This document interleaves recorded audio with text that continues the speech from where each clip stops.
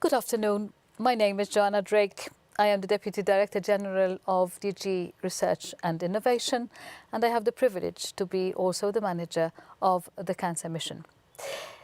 I welcome you to this 45-minute session in which now we'll be debating cancer screening and how could we integrate research in order to influence the future of cancer screening programs that will actually help to address one of the main objectives of the Cancer Mission, and that is improving the early detection of cancer.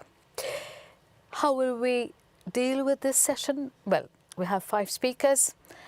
I will ask a question at the beginning to each of the speakers. They will reply, and then we will go on from that to you, the audience, via Slido, the QR code, and in which you could also type your questions into Slido throughout the session.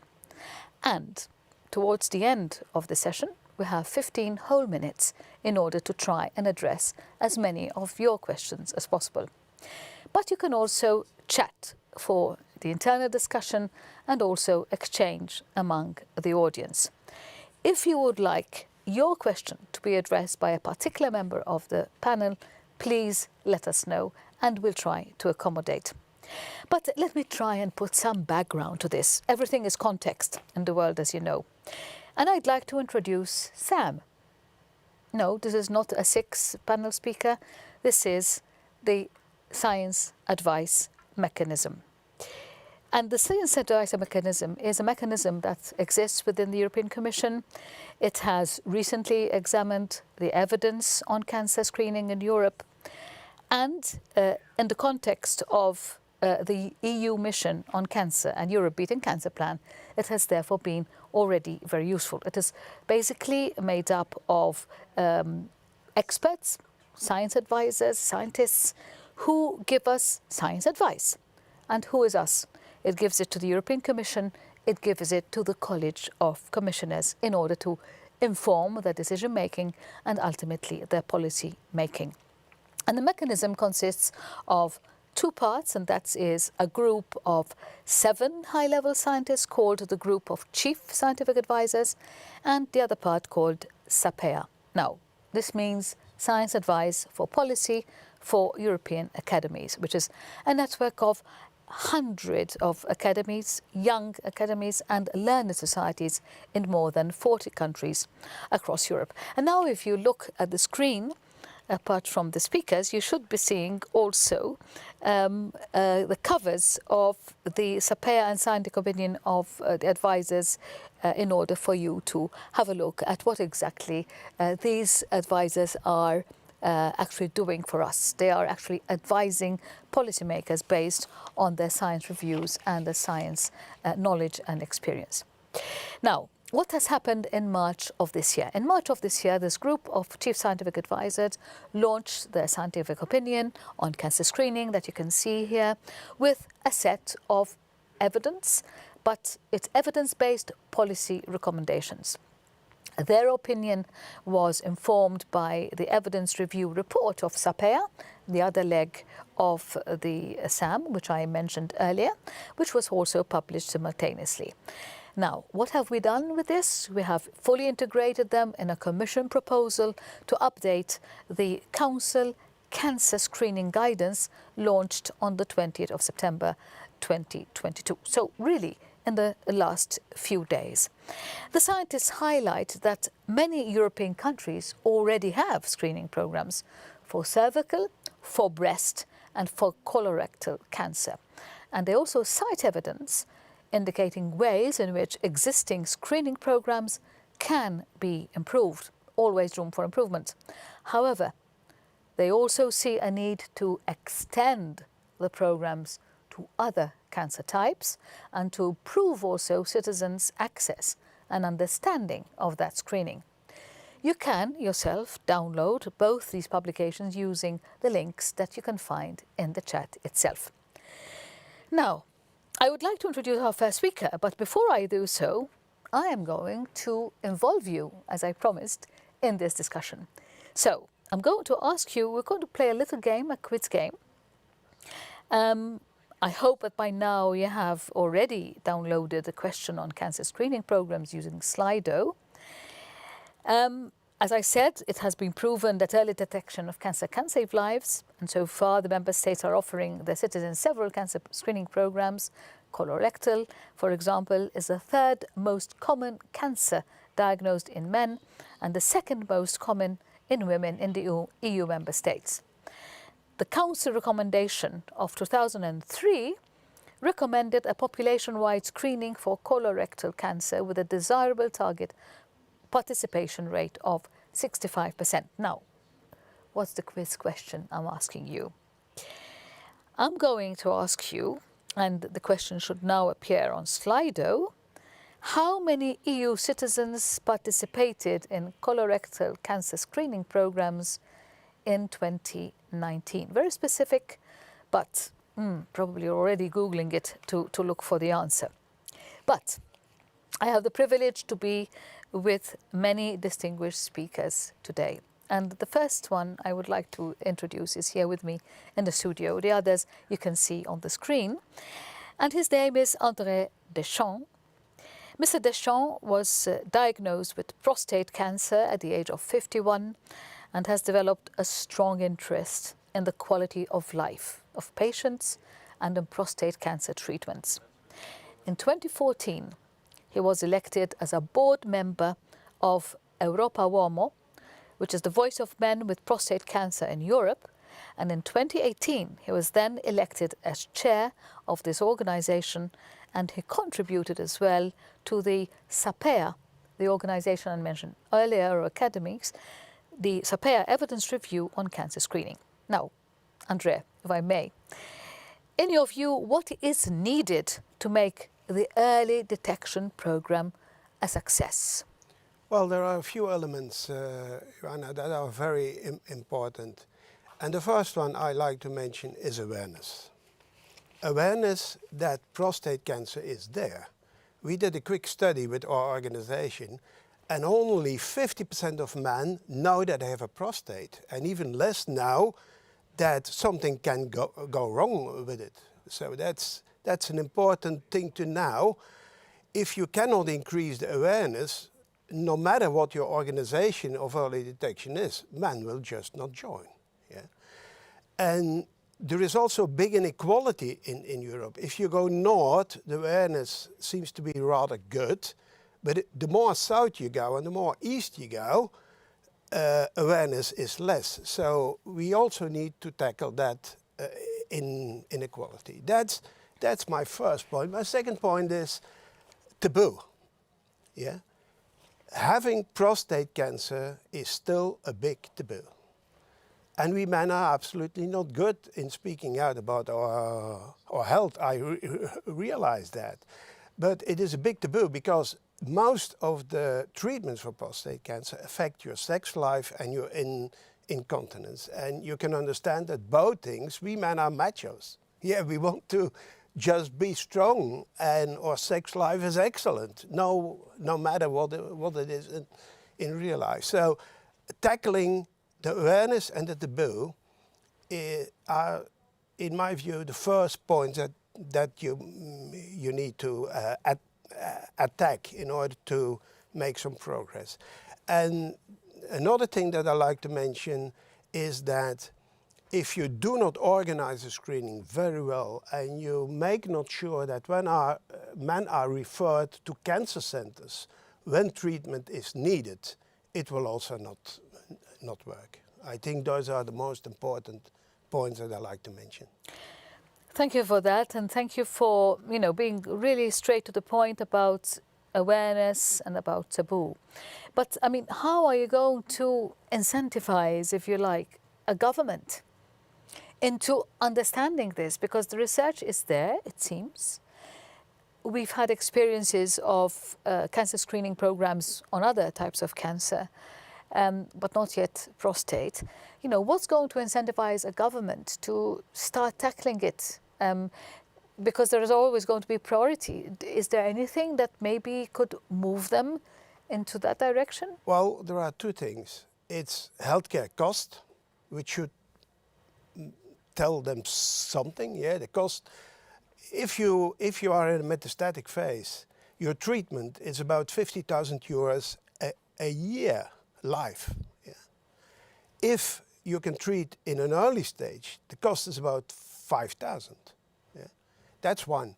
The second thing is quality of life. Yeah. If you can treat in an early stage, yeah, yes, there is an effect on quality of life, but we did a UPROM study, and I'm encouraging everybody to look at our website and find the results.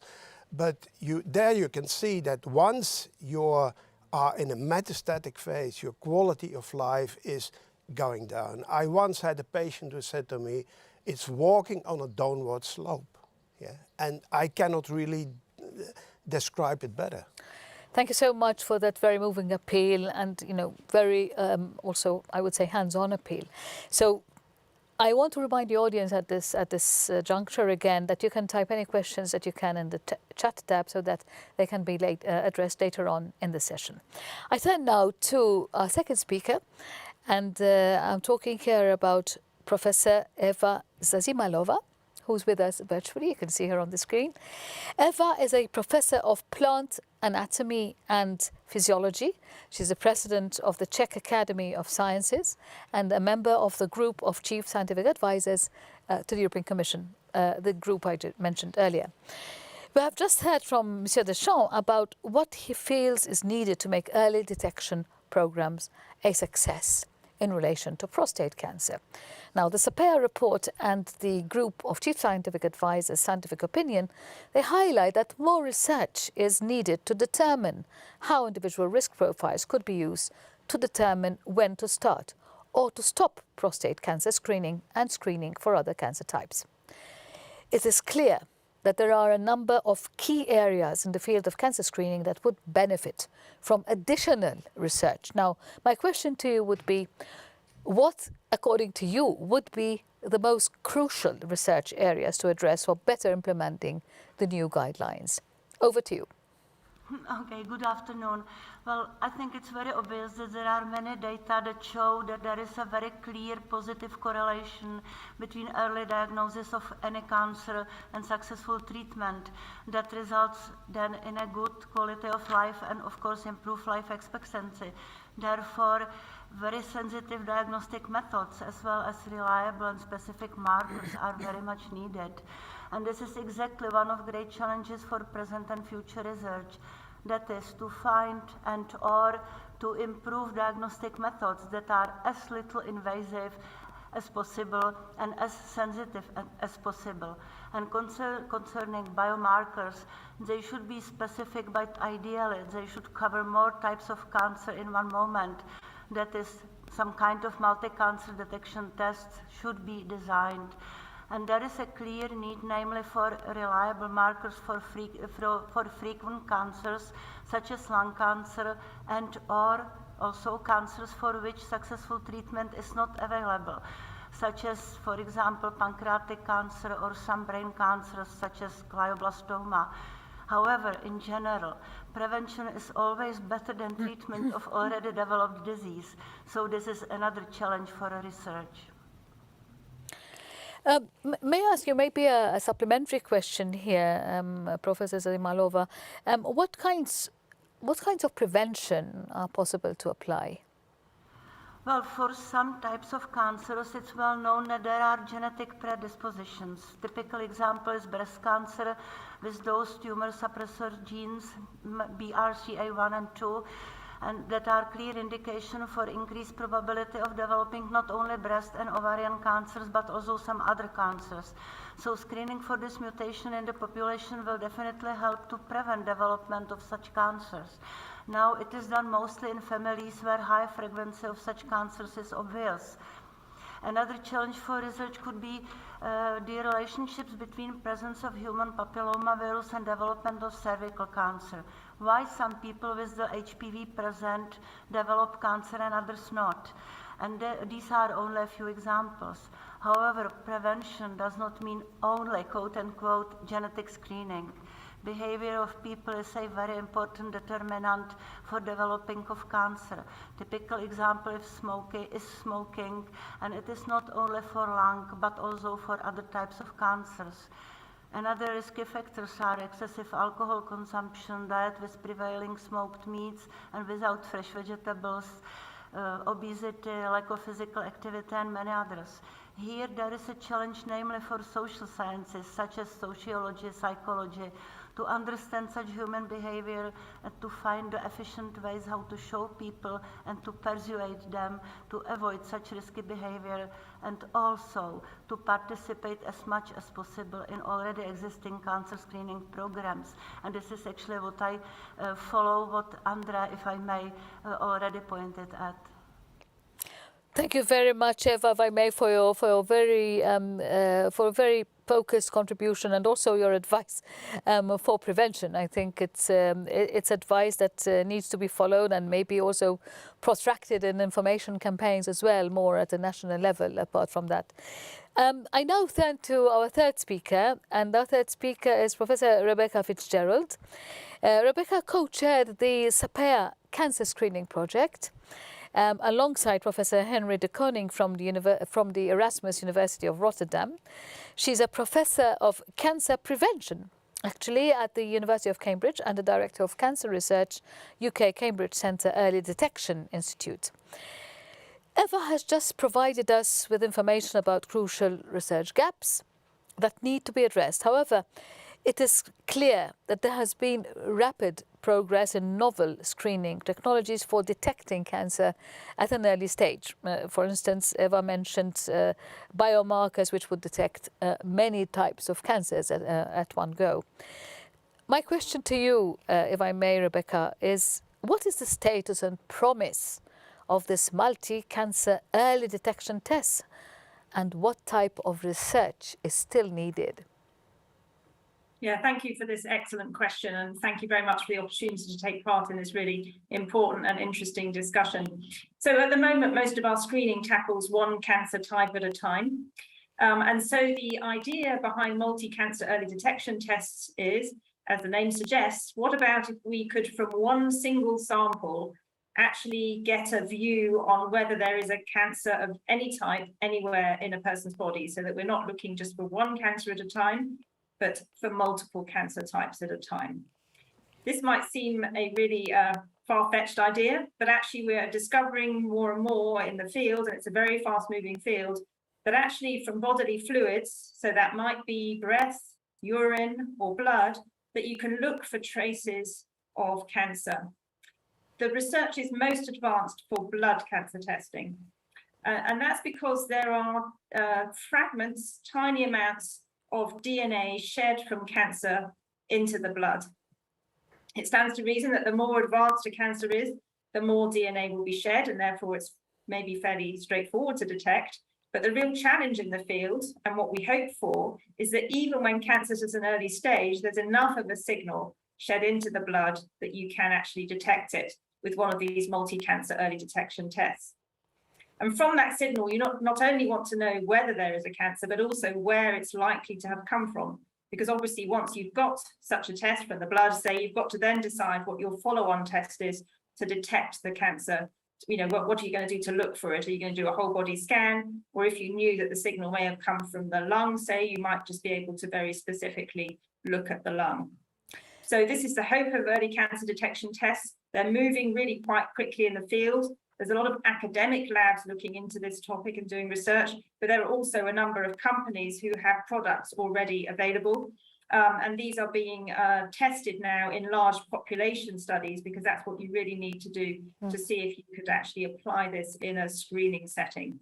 So I think this is, when we met and discussed the evidence as part of the SAPEA review, we decided that it wasn't quite ready yet for prime time for use in European member states for screening. But we agreed that it's a very exciting and fast-moving field that we should be very much watching. I would agree with the word exciting, of course, you know, for the research and science area. I imagine that I would say private citizens would also be excited, in inverted commas, to know that, you know, there would be such a test, although maybe excitement that you would know that you have cancer wouldn't be the correct term. But I have one question, maybe just a quick one, just to take you up. You said about localization, it's about the sensitivity of the test. But what about, you know, what stage the cancer is in? You know, how far are we there? And what about the costs? Yeah, so it's much easier, it's not surprising, but it's much easier to detect a cancer when it's more advanced. So I think this is something that the field still has to really determine, is how early in the stage of cancer development can you start to detect it when you're taking a sample from a blood test, for example, or a urine test, rather than just sampling the organ itself. And currently the data suggests that the signal definitely decreases with early stage cancer. So it's not yet clear the extent to which this will be sensitive enough.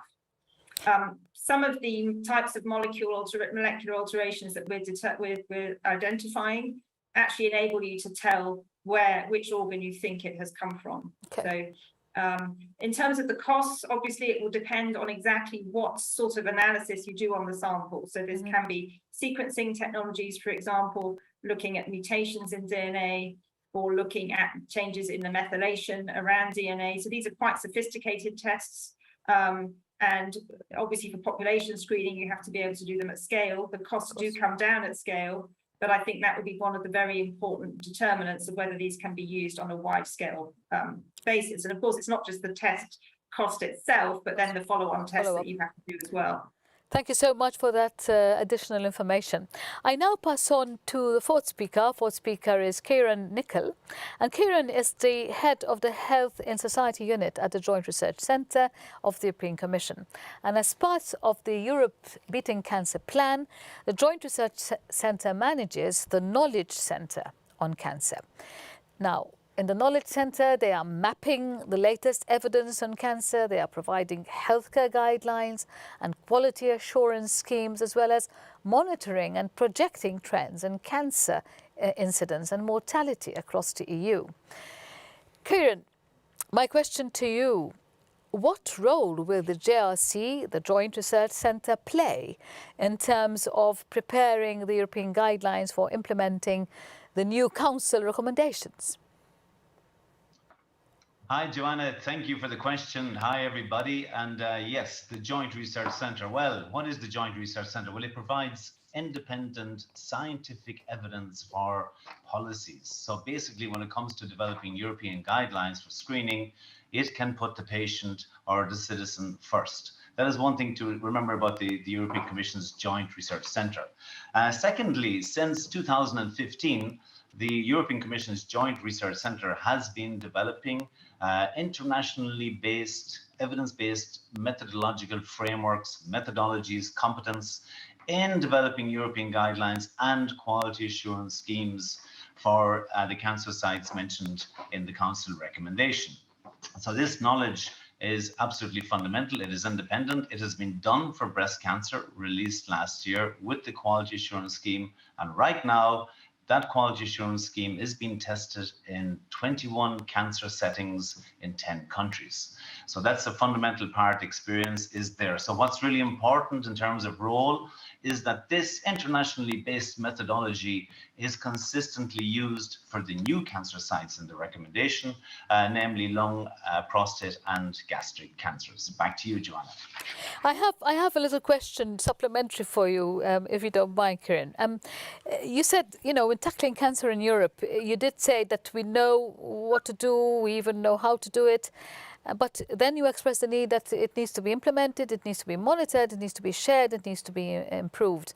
Maybe you can elaborate a bit more on these needs, please, Kieran. And in the meantime, by the way, I thank you really for the insight of the work of JRC.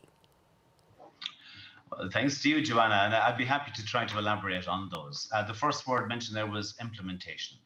Now, we can argue that we have probably one, the best maybe guidelines in the world. Certainly, these are European guidelines designed with European experts for European member states. But if we don't implement them, we will not have impact. No implementation, no impact.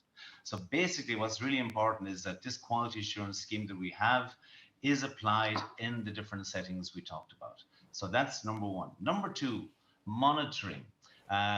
In the Commission, we now also in the GRC, we have the European Cancer Information System. This is a system which is designed, a reference system for monitoring and projecting the burden of cancer in Europe.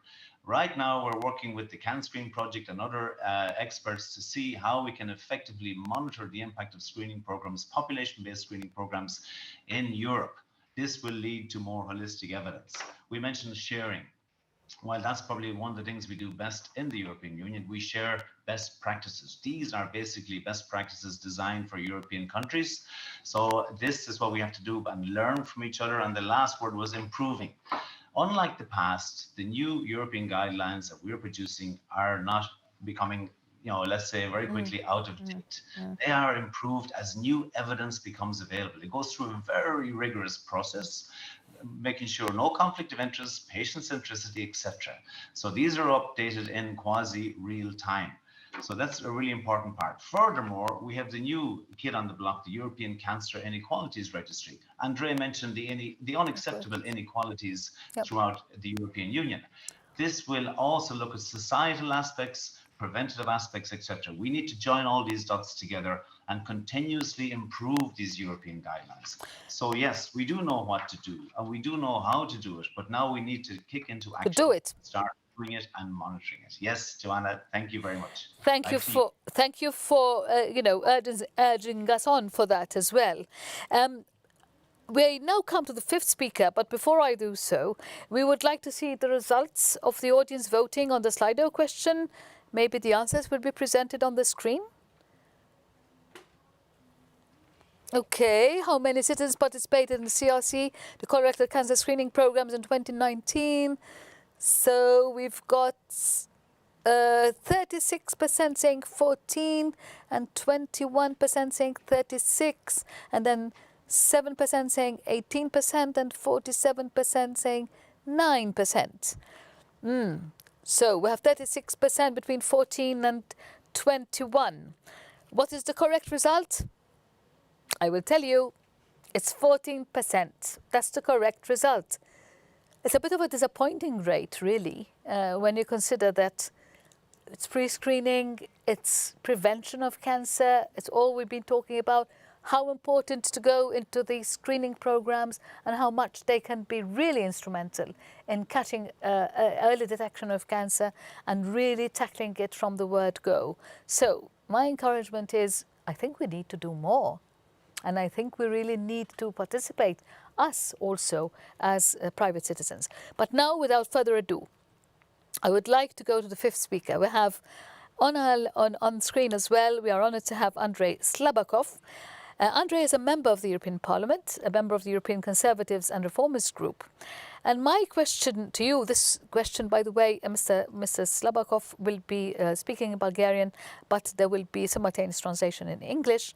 When considering the access now to cancer screening, it is clear that there are still inequalities persisting within and also between member states. Can you tell us more about this and how these issues can be addressed? The floor is yours.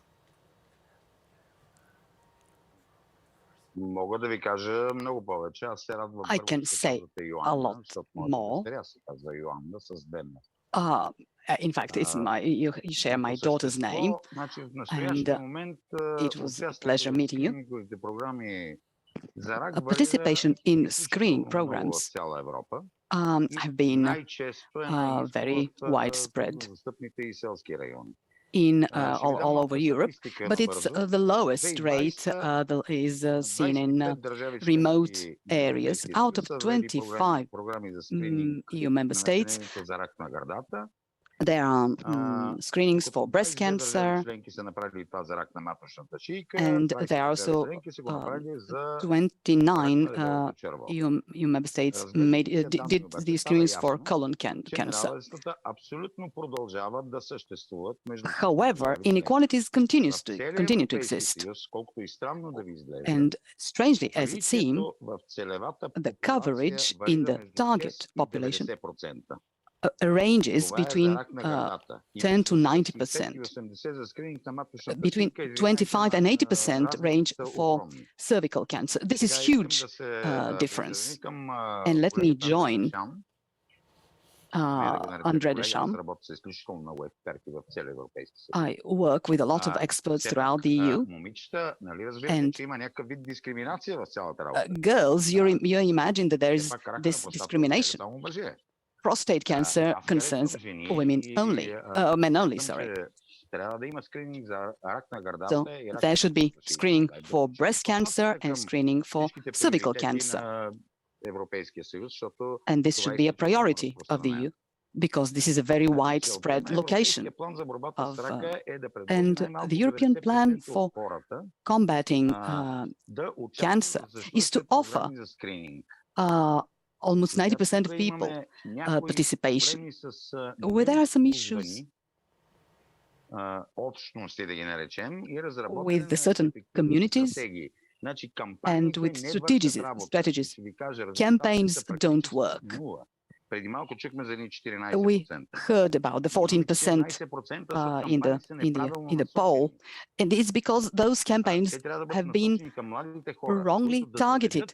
They should target young people who should convince their friends or their elderly relatives and to take them to those screening centers. This is a major issue. Mobile teams should be in place so that they should have an outreach program. We should go to the people. Those mobile teams should go to the people. People will not travel 200 kilometers, albeit the screening will be free. I think that's about it in a nutshell. Thank you so much, Andre, for that. If I may, I'm going to ask you one supplementary question. I mean, it's very interesting what you say, that we should use more the intergenerational influence, if you like, between the younger persons and the older. We know that works a lot, you know, beyond the campaigns. I know it worked a lot in many countries, even to explain the euro and the benefits of the euro at the time of its introduction. You know, it was something that really worked. I'm sure that when it's a question of health, it can do the same, and more outreach efforts. But maybe, you know, are there other factors that are influencing, you know, this lack of participation, or maybe this reluctance? Maybe has there been other studies maybe on the psychological profile of these risk groups aged over 60, or maybe it's a question of behavior of the citizens? Do you have more comments to make on this, apart from the distance, apart from you know, the remote areas, you know, and these practical elements? The fact of the matter is that there are no such psychological behavioral studies. The risk groups, which are mainly the elderly, they don't like moving around. I am a producer, a movie director and a producer, and I know this very well. I know these people very well. They need one thing. They need attention. They need someone to be proactive and to go and take care of them. They need someone to pay attention to them, because there are remote areas which share, three villages share the same physician assistant. And there's so much to do. And you can imagine a mobile team that is in a position to detect different types of cancer. They need just an ultrasound machine. The fact that they will go to these remote areas and they will pay attention to these people, these may be medical students of medicine who might draw blood for these elderly people, and this will be a very psychologically important development. Even if those elderly people live in a large city, moving around is an issue for them too. So these mobile teams should get to them. And this will be, and it's about time that we started acting. We needed just a van and a sonography machine.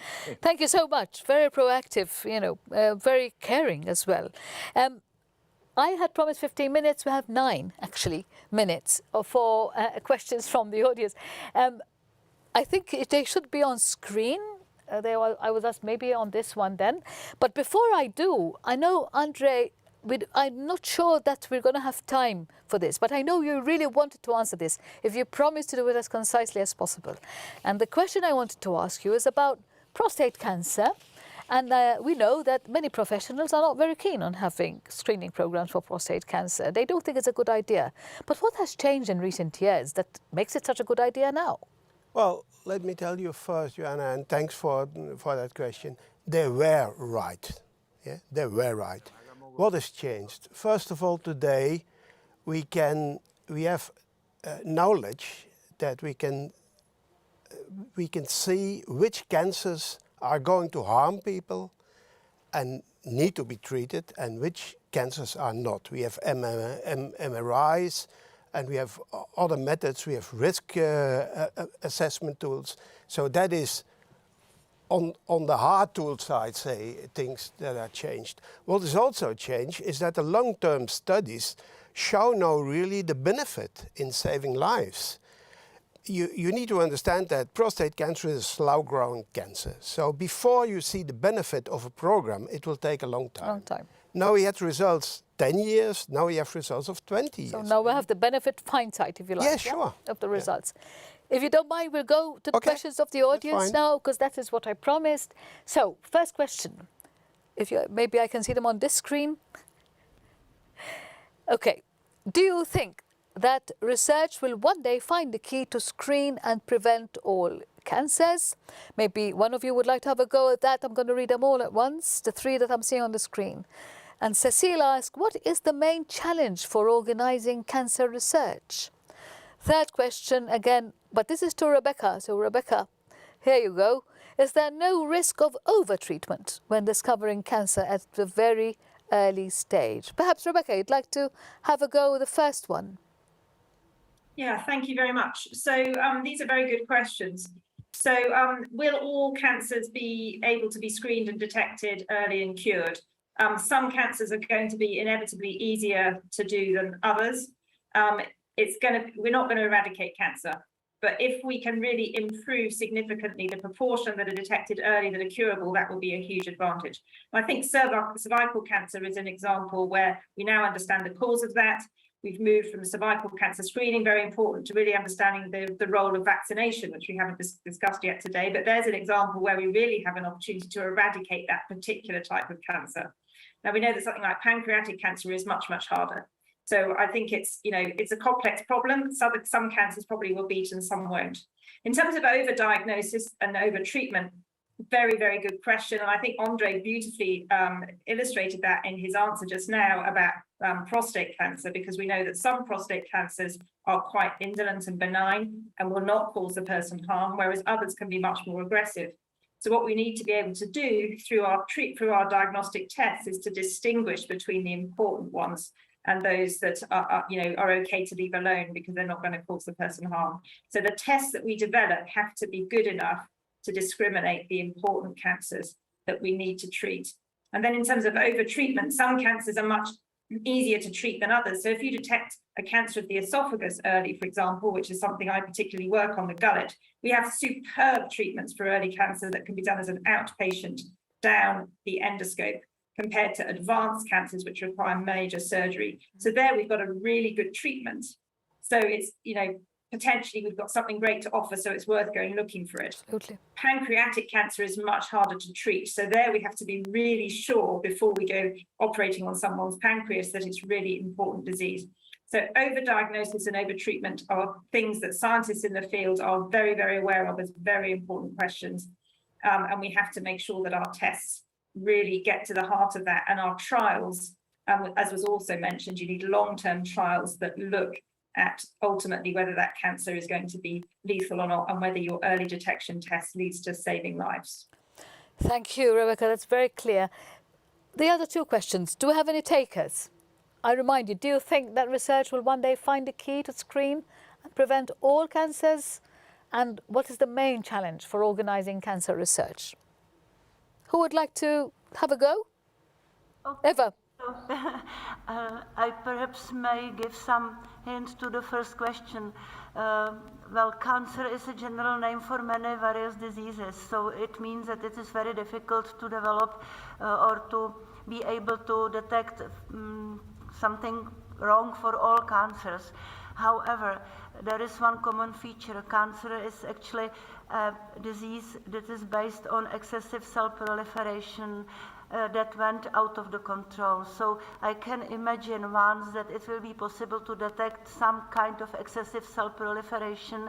However, even in normal healthy organisms, cell proliferate. So it is another question to distinguish between the disease based on this and between healthy situation. However, I am slightly optimistic that some way is available, and even now it is known that there are some regulatory elements on the level of gene expression that are related to development of cancer. So perhaps there is a hope. Well, I hope so too. Any other of the speakers? Kieran? Yes, thank you, Joanna. I'd just like to make an observation for with regard to tackling cancer. In Europe, we will now be addressing 6 cancer sites. In the 2003 Council recommendation, you had breast, colorectal and cervical cancer. Now we're adding prostate, lung and gastric cancers. We know from the European Cancer Information System that these cancers together collectively account for over 50% of new cases, about 50%. So they call that incidence. And also about 50-something% of mortality cases. So if we successfully tackle the half, let's say the cancers that are causing the most burden, this will lead to more best practices, essential criteria, research, fundamental. It will keep getting better. Rebecca mentioned some very novel techniques, etc., etc. That will all have to be combined together in essential standards in tackling the disease. So I think this is an opportunity to really reduce the burden. And that's just one, let's say, ray of hope I'd like to convey. And back to you, Joanna. Thank you. Thank you so much, Kieran. I don't know whether Andre would like to make any further comments on the questions that have been raised. Do we have any further questions, by the way? Yes, Andre. Andre, please go ahead. Oh yeah, sure. Well, no, Andre and then Andre. Okay, sorry. Andre. Andre, go ahead. Okay. What I meant to say was that the EU member states have been working together.